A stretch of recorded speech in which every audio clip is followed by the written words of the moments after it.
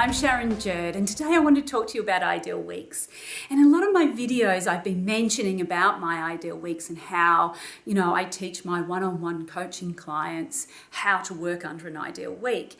But I got a lot of emails saying, oh Sharon, can you give us a little bit more information in your videos about the ideal weeks? So here I am. So what's an ideal week? It's not a perfect week. None of us are perfect. All we have to do is set up what we would like to achieve each and every week. And then that way, the things that have to be done on a repetitive nature get done. So we are consistent and persistent in our business. And if we have that consistency across our business in the long term, then what will happen is the business will actually grow. I'll say at a steady rate at least, or a very fast rate, but it grows. It doesn't do this up and down motion that most people get with their cash flow and their clients. So you start off by allocating the time in your week, and the first thing you put in is lunch, and everyone says to me, I don't have lunch. Allocate the time, because if the allocated time's there, you'll have the opportunity to have lunch, because I think that it's very, very important to put in your own personal items into the ideal week to begin with. So the second thing you put in is me time.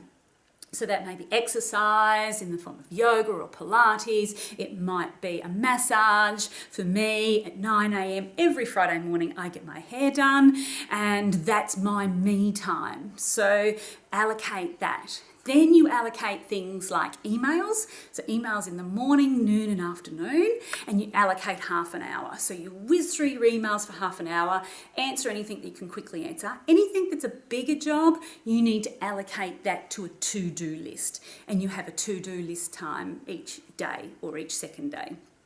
Then you allocate other jobs that you may do. You may do the accounts. You allocate time for team meetings, you allocate time for research and development, innovation, product building, all sorts of things that may be in your business. Video recording time, webinar time. So I allocate each day to read industry-related magazines, online magazines and things like that. So that's allocated every day for me. So you allocate all these in, you massage it around into your ideal week. Now when you get your ideal week sorted, you will change it for a number of times until you actually get it, suited. Because what you'll find is Mondays, you never stick to your ideal week. So let's change it around so you do. So you sort of identify what areas of the week and day aren't working, and then you modify it. You might say, look, I need to ring my clients of a morning. I've got it allocated in the afternoon, but I just never seem to get it done. So you move it to the morning, and in the morning times, you actually get those calls done. So massage it around. It's not that the ideal week doesn't work. It's just parts of the ideal week may need to be massaged a bit. So that's a bit of an overview for my ideal weeks.